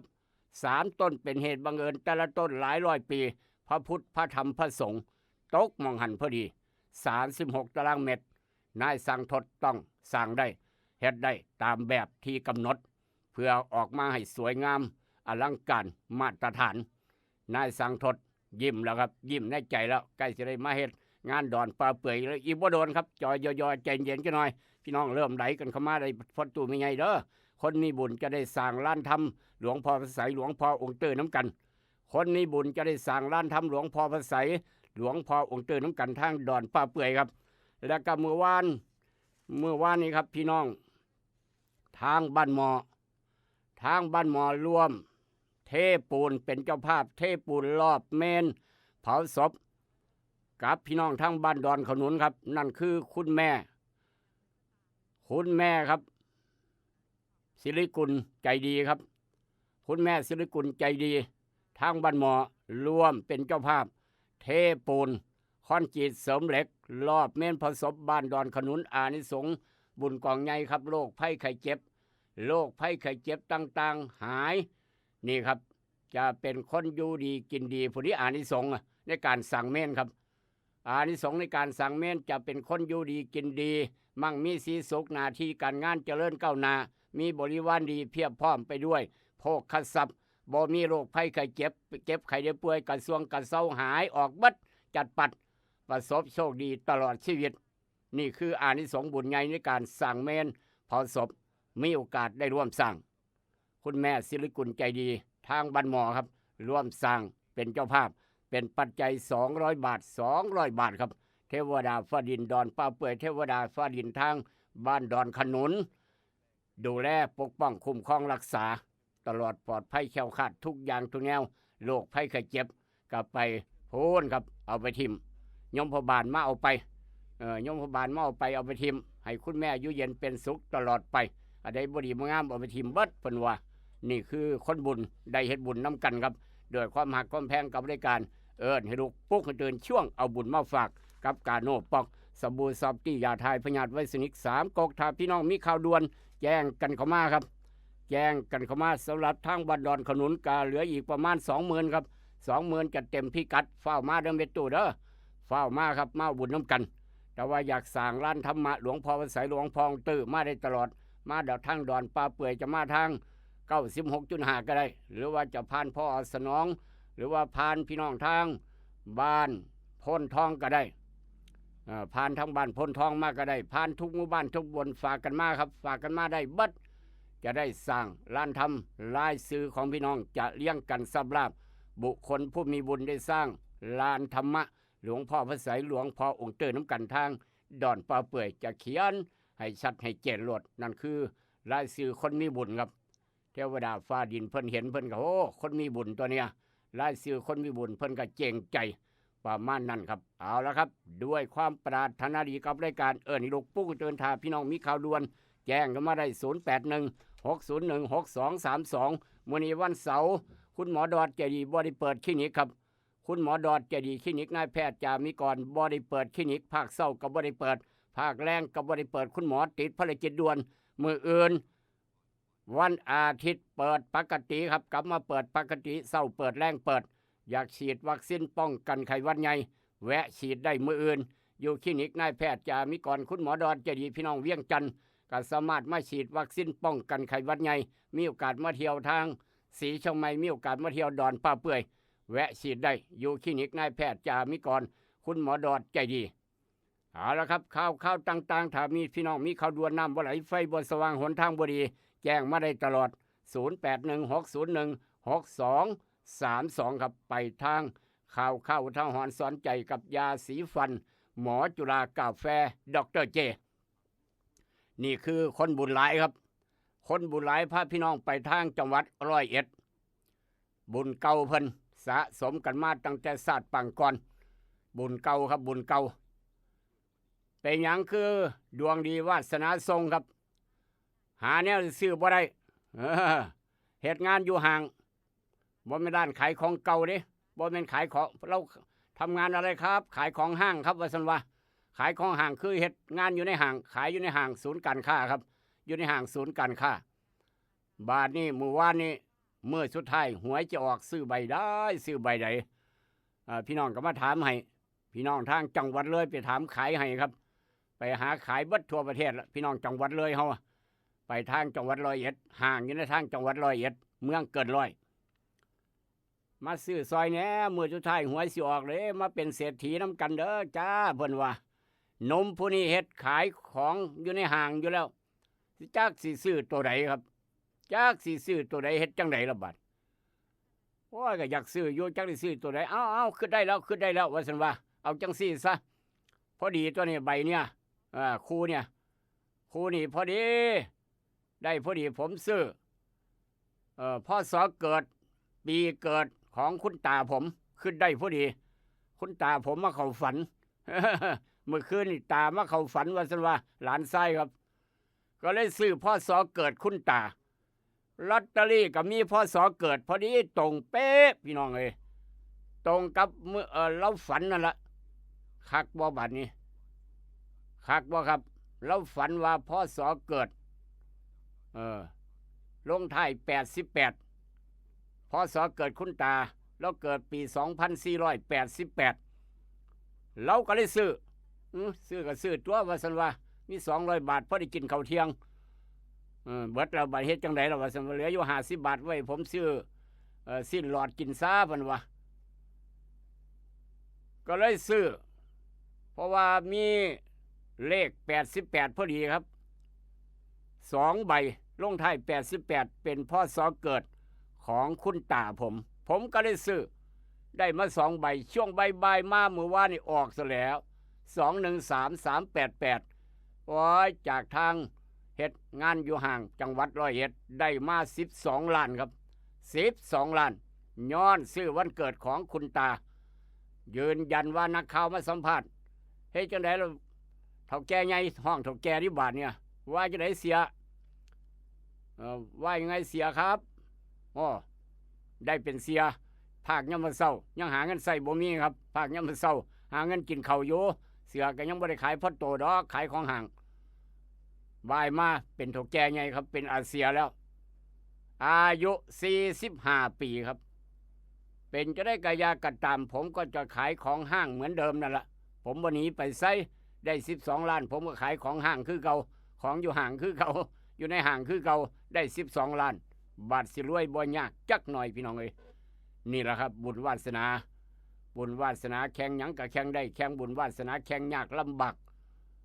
คักบ่ครับคุณตาเพิ่นเกิดปีพศ2488คนมาขายก็มีเลข88พอดีก็เลยซื้อ2ใบได้จ่อย12ล้านเหตุการณ์นี้เกิดทางจังหวัดร้อยเอ็ดเกิดเสียใหม่พนักงานขายสรรพสินค้าอยู่ในตัวเมืองร้อยเอ็ดอยู่ในห้างได้มา12ล้านเอาพอได้มีกำลังใจสู้ต่อไปอย่าท้ออย่าถอยแค่เฮาเจ้าค่อยนอกจากนั้นก็มีเศรษฐีหลายคนครับแต่ว่าเหตุการณ์นี้เอามาเว้าสู่พี่น้องฟังเพราะว่าแล้วเว้าเป็นที่ลิตนสงสารครับผลในท้ายเทวดาก็เลยเข้าข้างคุณตาก็เลยเข้าข้างย้อนพระเดชบุญหลายได้มา12ล้านสู้ต่อไปอย่าถอยอย่าถอย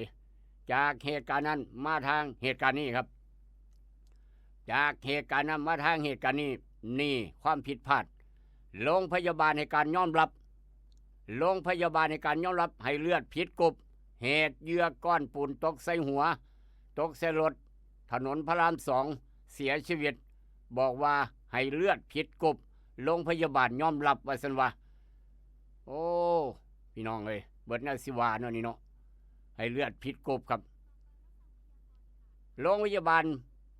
บอกว่ายอมรับให้เลือดผิดกลุ่มเหยื่อก้อนปูนตกใส่รถพยาบาลทางใส่รถพระราม2ครับตกใส่รถพระรามแถวถนนพระราม2บอกว่าตามหลักปฏิบัติโรงพยาบาลต้องให้เลือดกรุ๊ปโอต้องให้เลือดกรุ๊ปโอครับแต่ว่าโรงพยาบาลให้เลือดผิดกรุ๊ปเหตุมันก็เลยเกิดลมหายใจจากนี่เนื่องจากแพทย์ตรวจเพราะว่าเลือดกรุ๊ปเออยู่ในร่างกายของนายอำนาจทางที่นายอำนาจเลือดกรุ๊ปบีตามที่เสนอข่าวไปแล้วเป็นหยังคือบ่เลือดกรุ๊ปโอครับเป็นหยังคือบ่เลือดกรุ๊ปโอนี่เพิ่นว่าโรงพยาบาลยอมรับผิดยอมรับให้เลือดผิดกรุ๊ปเป็นข่าวเอามาเว้าสู่กันฟังก็อย่าให้ผิดดูหลายเห็นว่าก็ได้เนาะ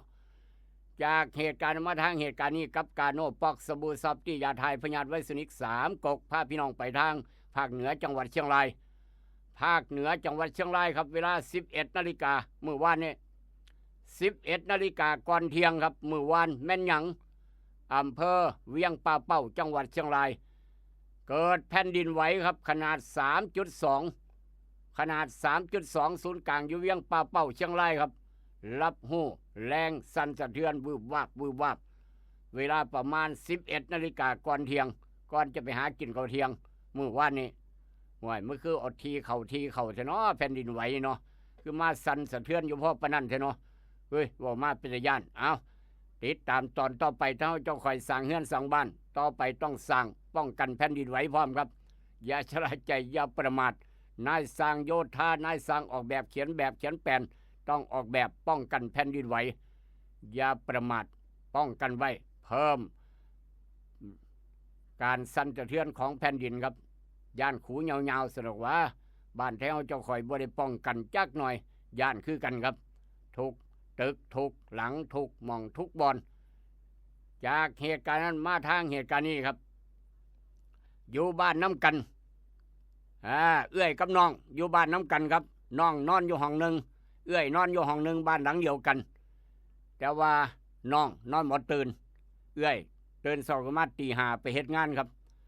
กลับเข้าบ้าน2 ทุ่มตีห้าไปเฮ็ดงานกลับเข้าบ้าน2 ทุ่มไฟเอื้อยไฟน้องก็นอนบ่เห็นน้องบ่นอนบ่ตื่นจักเทื่อคืนแรกผ่านไปคืน2ป้าก็ว่าห่วยคือบ่เห็นน้องออกมากินข้าวจงไว้ให้อยู่ตู้กับข้าวก็ยังคือเก่าเอื้อยก็สงสัยครับน้องไปจังไดมาจังได๋ว่าซั่นว่าเพราะว่าเอื้อยเตรียมกับข้าวกับน้ำซื้อไว้ในตู้กับข้าวออกบ้านตั้งแต่ตีห้าไปเฮ็ดงานกลับบ้าน2 ทุ่ม3 ทุ่มยามมื้อเช้ามื้ออื่นก็ออกบ้านดึกกลับบ้านดึกนี่คอนสิแจ้งตี4ตี5ไปแล้วครับซื้อกับข้าวไว้ให้ปรากฏว่าเปิดตู้กับข้าวก็บ่ติงบ่ไปหน้ามาหลังบ่เบิดยังอยู่คือเก่าห้วยน้องไปไสว่าซั่นว่าบาดเอื้อยไปเปิดประตูน้องประตูห้องนอนครับไปเบิ่งหยังน้องบ่ล็อกประตูลืมล็อกบ่หรือจังไดบ่ฮู้จักน้องสาวตายคาที่นอนมา2 มื้อแล้วครับจนได้กินเปิดไฟเบิ่งว้ายน้องตายหรือจนแข็งแก่แดแล้วครับ2 มื้อเต็มย้อนไปเฮ็ดงานบ่เบิ่งบ่ดูแลต่างคนต่างไปน้องก็ตื่นสวยจังหน่อยไฟเอื้อยก็บ่ว่าเพราะน้องครับน้องตายมา2 มื้อแล้วครับจนได้กินเหม็นเหตุการณ์นี้เกิดอยู่บ้านใดเมืองใดมาโพดมาเหลือดูแลกันนี่เด้อพี่น้องเอ้ยทางบางปะกงจังหวัดฉะเชิงเทราครับนี่น้องตายมา2 มื้อแล้วเป็นผู้หญิงพร้อมอีกต่างหากอายุตั้งว่า56 ปีครับคักบ่นี่คือดูแลกันบ่เห็นหน้ากันตื่นอยู่มาเช้าเห็นหน้ากันค่อยว่ายังครับอันนี้บ่เห็นกัน2 มื้อค่อยสงสัยค่อยเอะใจไปเปิดห้องนอนน้องสาวเบิ่งหยังน้องสาวจนขึ้นอืดแล้วครับเป็นข้าวเอามาเว้าสู่ฟังต้องดูแลกันต้องเบิ่งแย่งกันนี่เด้อเห็นว่าก็ได้จากเหตุการณ์นั้นมาทางเหตุการณ์นี้นี่คือหลานชาย7 ปีครับหลานชาย7 ปี7 ขวบหายโตพ่อกับแม่พาไปเล่นทะเลครับพ่อกับแม่พาไปเล่นทะเลพ่อกับแม่ข้านั่งกินเหล้านั่งหันหลังลูกชายสิไปไสก็บ่ฮู้จักล่ะพ่อกับแม่กับพี่น้องข้าหัวจุ่มกันอยู่ข้างทะเลครับซุ่มแซวกันกินลาบกินก้อยหยังก็ว่ากันไปปิ้งปลาทะเลปิ้งปูทะเลซุ่มแซวกันซุ่มไปซุ่มมาซุ่มไปจอก1จอก2จอก3จอก4จอก5จอก6เริ่มตึงแล้วครับลูกหลานสิไปอยู่ไสก็บ่ฮู้จักละบาดเนี่ยจักหลานน้อยไปเล่นอยู่ไสบ่ฮู้จัก7 ปีปรากฏว่าสิว่ากินเหล้าเบิดขวดเบิดแก้วอ้าวลูกเฮาไปไสละหลานเฮาไปไสละเหอว่าซั่นว่าหาก็บ่เห็นห้องก็บ่เห็นครับเม็ดซีรี7 ปีครับหายโตลึกลับจักไปไสจักย่างไปไหนจักบ่ฮู้จักเพราะว่าพ่อกับแม่ญาติพี่น้องข้าซุ่มแซวกันอยู่ก็เลยนึกว่าห่วยบ่แม่นน้ำทะเลเอาไปกินแล้วบ่น้ำทะเลเอาไปกินแล้วตายแล้วบาดเนี่ยบอกกู้ภัยระดมซอยค้นหาครับหาไปหาไปก็นึกว่าน้ำทะเลดูดไปกินแล้ว7 ปีบาดเสียนหาตะเศร้าจนค่ำครับหลานไปนั่งอยู่ไสไปนั่งหาหอยอยู่ริมหาดห่างจากพ่อแม่อยู่ประมาณ1 กิโลครับห่างจากมองพ่อแม่นั่งกินซุ่มกันอยู่หันลืมฮอดเบิ่งหลานข้าได้กินเอากินเป็นไงลืมฮอดลูกฮอดหลานเพิ่นว่านั่งกินอยู่ครับกำลังนั่งหาหอยอยู่ริมหาดโอ้ยบักหลาคำแพงให้ใส่กันพ่อกับแม่นำหากันพ่อกับแม่ข้ากินเหล้าพ่อกับแม่ยอมรับผิดมันว่าพวกเจ้าข้าจะกินบ่เบิ่งข่อยว่าซั่นว่าไฟหลานก็ได้ยอมรับผิดนั่นเห็นบ่ล่ะเป็นจังไดบาดนี้ยากบ่ครับยากเบิดทุกขบวนทาย้อนลืมเบิ่งลูกเบิ่งหลานพาลูกพาหลานไปเที่ยวหาดเที่ยวทะเลข้าจะกินลืมฮอดเด็กน้อยห้ามเอาเป็นตัวอย่างครับจากเหตุการณ์นั้นมาทางเหตุการณ์นี้1 เดียวในโลกเหตุการณ์นี้เกิดทางตำบลหนองตุ่มอำเภอภูเขียวข่าวเบาๆตำบลหนองตุ่มอำเภอภูเขียวจังหวัดชัยภูมิครับ1 เดียวในโลกมองเดียวในโลกเป็นหยังเขาว่าจังซั่นผู้ใดจะบวชต้องผ่านการแห่นาค สุดโหดแห่ขึ้นตะแคนังบานิคนหามต้องโยนไปโยนมาครับโยนทำทาแกล้งนาคตกจากแค่ตกจากเตียงคือคักสุดในรอบปีสีสันแห่งการแห่นาคความศรัทธาผสมความมันแบบจัดเต็มพี่น้องทางอำเภอผู้เขียวจังหวัดชัยภูมิครับ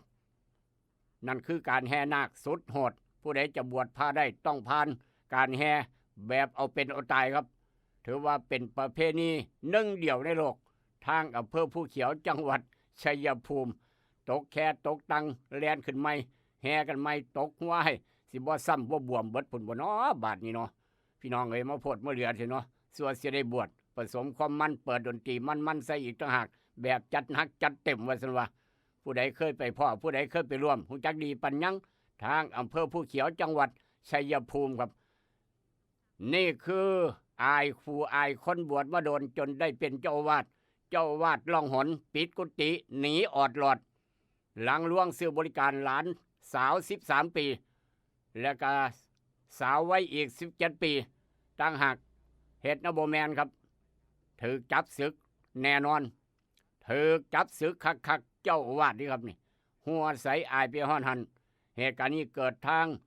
วัดดังจังหวัดชลบุรีปาดโถเหตุนะโบแมนเนาะเทวดาใส่กรรมครับจากเหตุการณ์นั้นมาทางเหตุการณ์นี้จากเหตุการณ์นั้นมาทางเหตุการณ์นี้ทางกรมป่าไม้จัดงานวันต้นไม้แห่งชาติครับบอกว่าธรรมะและธรรมชาติของคู่กันธรรมะต้องอยู่คู่กับธรรมชาติธรรมะและธรรมชาติกรมป่าไม้จัดงานปลูกป่าครับอยู่ทางต่างจังหวัดบ่แม่นทางบ้านเฮาครับธรรมะและธรรมชาตินี่คือทางคลองเก้าปทุมธานีเมื่อวานนี้ธรรมะกับธรรมะและธรรมชาติเป็นของคู่กันมองใดมีธรรมะจะมีธรรมชาติที่สวยงามครับรักษาป่าสำหรับคนขับรถแมคโครสำหรับคนขับรถไถไอ้หนุ่มรถไถช่วงนี้ไอ้หนุ่มรถไถกำลังเฮ็ดเวียกเฮ็ดการเฮ็ดงานบ่ได้พักบ่ได้ผ่อนครับแล้วก็ปรากฏว่าปีนความปีนหงายอีกต่างหากรถไถนาบางคันก็แต่งให้เป็นรถจกพร้อมรถขุดพร้อมรถไถนาครับบ่ไม่ธรรมดาสร้างพี่น้องคนไทยหัวดีอยู่แล้วเหตุการณ์นี้เกิดทางจังหวัดบุรีรัมย์ครับดวงตายดวงดับบ่ได้เฮ็ดบุญจักเทื่อบ่ได้เฮ็ดบุญจักเทื่อบ่ได้เคยถวายสังฆทานจักเทื่อบ่ได้เข้าวัดจักเทื่อปรากฏว่าแท่นบังคับบุ้งจีแท่นบังคับบุ้งจีครับของรถไถจากเราไปพลาดท่าใดยกเพอเวอร์ไว้รถไถนาครับเป็นบุ้งจีเพื่อจะใส่จกใส่ขุดลอกห้วยลอกหนองคลองน้อยๆเขาให้เขาหน้ารับจ้างย่างไปเบิ้งใต้รถบุ้งจีครับระบบอิเล็กทรอนิกส์พลาดจะได้หูจักบุ้งจีตกลงมาทับหัวหยอดปอดไส้ดินตายคอรอรถเจ้าของทับเจ้าของตายครับมองบุ้งจีมองขุดล่องน้ำนะพี่น้องเลยหนักก็หนักเว้ยว่ามาเป็นญาณนี่คือความตายแขนคอทุบบัดยางอย่าลืมเฮ็ดประกันภัยไว้นี่เด้อเดี๋ยวความเป็นห่วงจากสายด่วนคปภ1186จากเหตุการณ์นั้นมาทางเหตุการณ์นี้ครับนี่คือลูกชายกำนันครับท่านกำนันมีลูกชายกำนันเอาอีกแล้วบอมลูกชายผู้ใหญ่บ้านเด้ลูกชายกำนันครับแจ้งข้อหาต่อสู้ขัดขวางเจ้าพนักงานลูกชายกำนันหลังมีเหตุทะเลาะวิวาทในร้านอาหารตำรวจหนุ่มอยู่ระหว่างพักเวรครับเข้าซอยระงับเหตุบ้านนี้ลูกชายกำนันอยู่ในเหตุการณ์ไปทะเลาะวิวาทตีตำรวจต่อยตำรวจไว้บาดเจ็บเป็นเรื่องเป็นเล่าครับก็เลยถูกแจ้งข้อหาลูกชายกำนันก็เลยถูกแจ้งข้อหาต่อสู้ขัดขวางเจ้าพนักงานนั่นเห็นบ่ล่ะครับเป็นจังซานเหตุการณ์นี้เกิดทางใดหัวใสอายไปหันร้านอาหารหม่องหนึ่งอยู่ในอำเภอสังคมจังหวัดหนองคายบ้านเฮาครับลูกชายกำนันตำรวจไปห้ามตีตำรวจโอ้ยจังยังเป็นหยังโพดเหลือหูจักบ่ผมเป็นไผนะผมลูกชายกำนันนะเพิ่นว่าไว้พี่น้องเอ้ยเอาคันว่าตำรวจเป็นหยังคือบ่แต่งโตตำรวจอยู่ระหว่างการพักเวรบ่ได้ใส่ชุดตำรวจ ไปพ่อเหตุคนตีกันก็เลยเข้าไปห้ามเหตุมันก็เลยเกิดลูกชายกำนันปีไปต่อยตำรวจสุดท้ายตำรวจคุมตัวอย่างสงบใกล้มองเกิดเหตุซอยกันระงับเหตุย่านบานปลายครับแต่ว่าถือลูกชายกำนันอารมณ์ห้อน อารมณ์ห้อนเหตุมันก็เลยเกิดเป็นข่าวเอามาเว้าสู่กันฟังห้ามเอาเป็นตัวอย่างเด้อลูกชายผู้ใหญ่บ้านลูกชายกำนันลูกชายผู้ซอยผู้ใหญ่บ้านลูกชายอบต.สท.อย่าไปเฮ็ดจังซี่พ่อแม่เสียชื่อครับค่อยเว้าค่อยจากันในฐานะเป็นลูกชายกำนันส่วนตัวประมาณนั้นแม่นบ่ท่านกำนันพึกหรือว่าจังใดอันนี้ก็สารวัตรกำนันครับสารวัตรกำนันพี่น้องแล้วแขนพระดีแขนพาดีเต็มข้อครับนอนอยู่ในบ้านตีสามกลัวเมื่อคืนนี่ฝนตกเป็นสารวัตรกำนันจากลูกชายกำนันไม่เป็นสารวัตรนอนอยู่ในบ้านดีๆครับแขนพระเต็มข้อพร้อมนอนอยู่แขนพระนี่เราอะในฐานะเป็นสารวัตรกำนันครับย่านคนมาข่ามาแกงผลที่ท้ายฟ้าพิโรธโกรธเครื่องครับฟ้าเปี้ยงลงมาพาตึ้มลงมาบาดเดียวไฟไหม้บ้านพาลงมาครับตึ้มบาดเดียวเท่านั้นแหละครับโอ้ฟ้าพาเสด็จตื่นขึ้นอีกบ่โดนไฟไหม้บ้านเบิดหลังสารวัตรกำนันแลนออกมาครับเบิ่งไฟไหม้บ้านเจ้าของเหลือแต่เสากากซากรอดตายครับปาฏิหาริย์ย้อนแขนพระนอนนี่คือสารวัตรกำนันครับบ้านหลังนั้นบ้านนอกดาวเรียบร้อยเบิดกว้าง4 เมตรยาว4 เมตรถูกไฟไหม้เสียหายเบิดหลังแต่ว่าสารวัตรกำนันยังบ่ตายย้อนแขนพระเต็มคอนอนไปพร้อมอยู่ในบ้านมีอย่างนี้มีพัดลมมีเครื่องตัดหญ้ามีตู้ลำโพงมีเสื้อผ้าเรียบร้อยเบิดเพิ่นว่าโอ้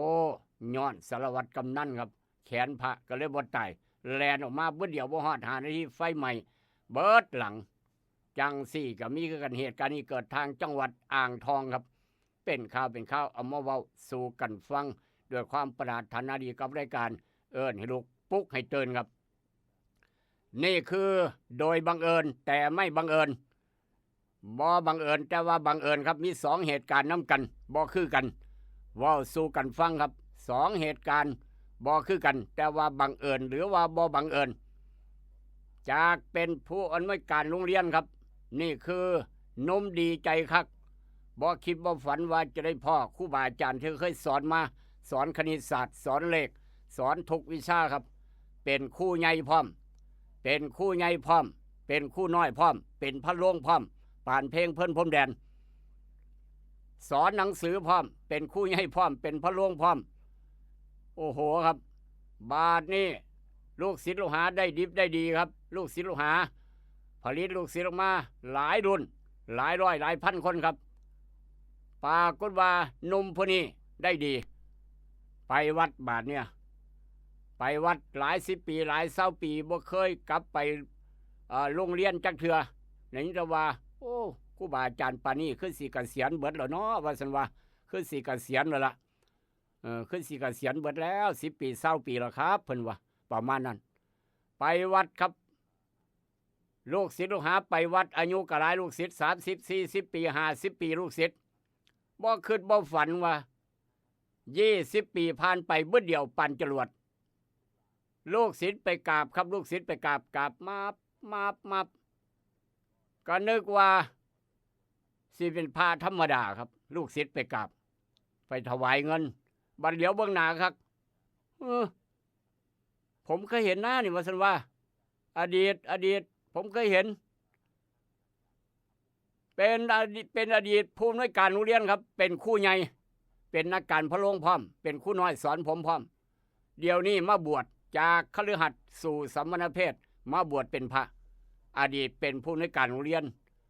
เป็นผอ.เป็นครูใหญ่เป็นนักการพระโรงเป็นครูน้อยสอนหนังสือพร้อมดีใจคักผมได้มากราบครูบาอาจารย์ได้กราบถึงพระ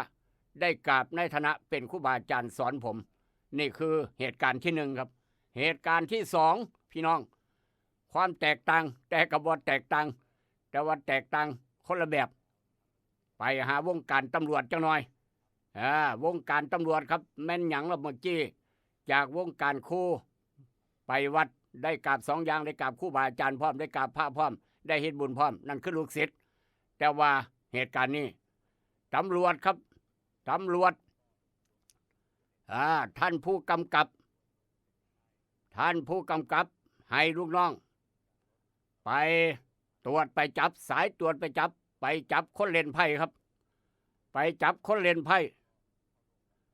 ปรากฏว่ามีทั้งผู้หญิงทั้งผู้ชายเล่นไพ่อยู่ในวงไพ่มีผู้หญิงผู้หนึ่งครับถูกจับมาได้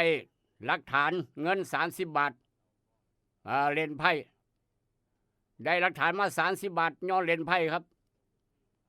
ถูกจับพร้อมอีกหากถูกปรับถูกไหมย้อนเล่นไพ่ปรากฏว่าต่อมาครับสาวผู้นั้นเป็นผู้ต้องหาถูกจับเล่นไพ่กับหมู่กับพวกได้เงินหลักฐานได้ไพ่ได้เงิน30 บาทอยู่ในกระเป๋าต่อมาครับเป็นตำนานที่บังเอิญหรือไม่บังเอิญกับบ่ฮู้จักย้อนหนูถูกจับแล้วว่าซั่นว่าณวันนี้จากผู้ต้องหาสู่เป็นคุณนายผู้กำกับครับมาเป็นเมียผู้กำกับก็เลยเป็นคุณนายผู้กำกับจากผู้ต้องหามาเป็นคุณนายผู้กำกับ